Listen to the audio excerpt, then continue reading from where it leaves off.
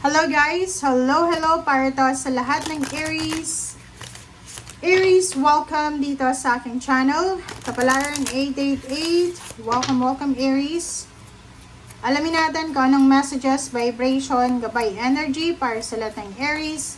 This is general reading, so pwede kang makaresonate Aries. Gamitin mo lang ang iyong intuition sa panonood. Okay. First card natin is 31. This is for Ganesha. Si Ganesh ay nasa iyo, Aries.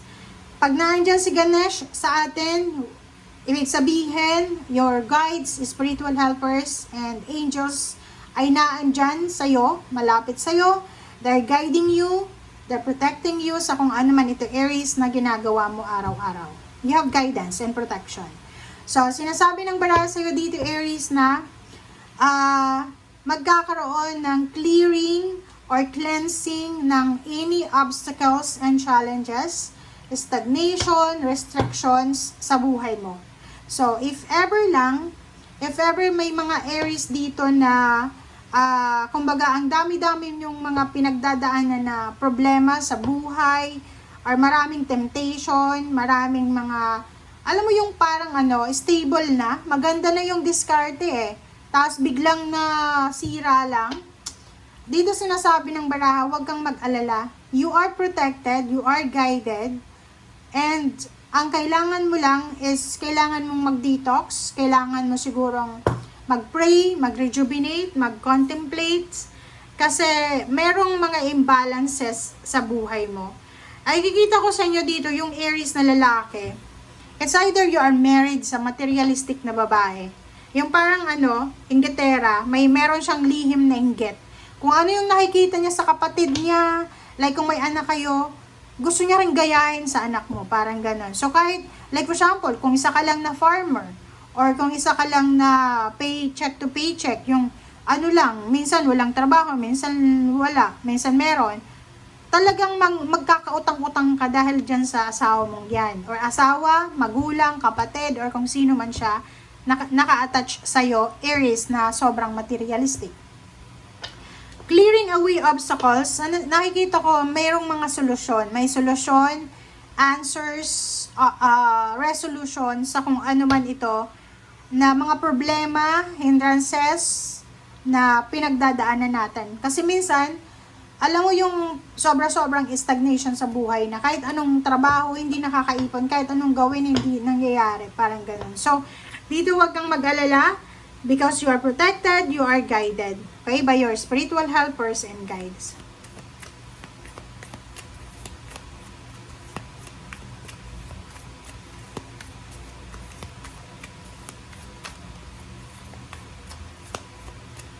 Okay.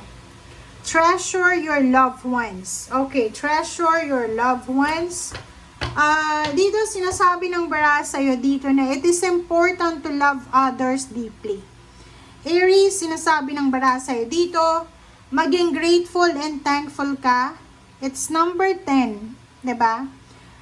Alam mo, this card is related to sa akin. Kasi, me as a human being, alam ko dito sa mundong ibabaw na hindi ako mabubuhay na ako lang mag-isa. Yung mga tao na tumulong sa akin from the very beginning, halimbawa, nung high school ako, ng college, or nung naghahanap ako ng trabaho, and yung mga taong yun na tumulong sa akin para umangat ako sa buhay, hindi ko sila nakakalimutan. Okay? Hindi ko sila nakakalimutan. Mas nakalimutan ko pa yung mga taong walang naitulong sa akin kesa doon sa mga hindi sa na sasabihin natin utang na loob. No. Kasi wala tayo sa kinalalagyan natin sa ngayon kung wala sila. Unang-una yung parents natin, diba? Kung wala yung parents natin, wala tayo dito sa mundo. Pangalawa, first yung God, syempre God. Pangalawa yung parents. Pangatlo yung mga tao. Labas sa ating pamilya. Like, hindi naman tayo kaano-ano, pero tinutulungan tayo. What more yung kapamilya mo pa. So, i-treasure mo yung loved ones mo, and show yourself. Sabihin natin na mahirap magpakatotoo, but sa mundong ibabaw, sa panahon ngayon, guys, rampant na yung mga backstabbing, fake, double face na tao. Alam mo ako, sobrang hindi ko kayang makipagplastikan. Parang ganun. I don't have the courage and energy para makipagplastikan sa mga tao. Nothing. Even one, hindi. Pag ako talaga galit, or pag ako masaya, makikita mo yun sa mata ko. And pag galit talaga ako, never ako sa iyong makikipagmabutihan hanggat na hindi kita napapatawad pa. Hindi naman sa nag-take ako ng grudges, pero emotionally, ayokong manloko ng tao na parang lolokohin mo sila na okay lang, pero pag mag-isa ka, nagagalit ka. And if mayroon akong mga kinaiinisan na tao, I didn't talk bad things about them.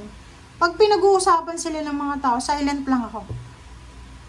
Kasi hindi yun makakatulong sa akin para mag-move on ako. And hindi yun makakatulong sa spiritual ko eh. 'Di ba? Ang ginagawa ko, pag may kinaiinisan ako, nagpe-pray ako. I always pray na sana gamitin ng Panginoon yung panahon na ito, itong pagkakataon na ito na mawala na sila sa buhay ko permanently. Kasi life is short, 'di ba? Na kung si-center lang yung buhay mo sa kanila, no, you're not living your life. You're living for them. Kailangan focus ka sa sarili mo, focus ka sa loved ones mo, focus ka sa taong importante sa'yo. So, wag kang, like for example, may mga sinasabi sila behind your back, just let them talk. Wala naman silang magagawa eh. Diba? Bahala silang pag-usapan ka, i-chismis ka, insultuhin ka, pagtawanan ka, just let them talk. Ganun talagang buhay, kahit anong gawin mo. Sisirain ng mga tao yung buhay mo. So, much better na maglagay ka ng boundaries. O, diba? Kasasabi ko lang sa'yo. Five of Wands and the Sun, sinasabi ng bara sa'yo dito, Aries, na umiwas ka sa drama, sa toxicity. Ang problema dito, nakakaawa ka. Lalo kung lalaki ka, and you are married to Virgo, nako, nakakaawa ka. Kasi, siya yung rason kung bakit nagkakagulo yung pamilya. Siya yung rason, siya yung parang nagdadala ng chismis, ng ano. Etong taong ito, siya yung nagdadala ng mga balita, ganyan, alam mo, yung kapatid mo, ganyan, ganito, yung pamangkin mo, ganyan, ganito. Pero, pagkaharap niya yung taong binabackstab niya, nakangiti siya. Di ba? Parang, nag-uusap pa sila, nagiinuman pa sila, nagsasama-sama pa mamasyal, di ba? Pero nagsisiraan. What more kung ikaw kasama niya araw-araw na hindi kanya i-backstab, di ba? Hay nako. So, dito sinasabi ng bara, stay away from drama and toxicity. Just focus sa kung ano yung magbibigay sa'yo ng saya. Just focus, Aquarius, Libra, Aries, ano pa ba? Gemini, mga ganyang zodiac sign kasama ka Aries, na kailangan yung mag-focus lang sa happiness. Kung ano yung masaya sa ngayon. Okay? Ang mundo ngayon, kung nakita nyo yung news, yung balita, tungkol kay, yung vlogger, yung TikToker na si Valerie, yung sobra kaibigan niya, di ba? Kaya wag kayong masyadong magtitiwala. Yun yung kailangan yung isipin sa ngayon. Sa panahon ngayon, kahit kadugo mo, kahit never trust a snake. Kasi yung snake na yan, magsashed lang yan ng skin. Snake pa rin yan. Diba? Okay, so reverse na Hangman, 7 of Cups, and 7 of Swords. Dito daw Libra, sinasabi ng baraha, you have choice, you have option. Dito, choice and option kung gusto mong magbago. You have choice and option kung padadala ka sa temptation. You have choice and option kung gusto mong gumawa ng masama. So, nasa iyo daw yun. Walang sino man ang dapat i-blame or dapat na sisihin.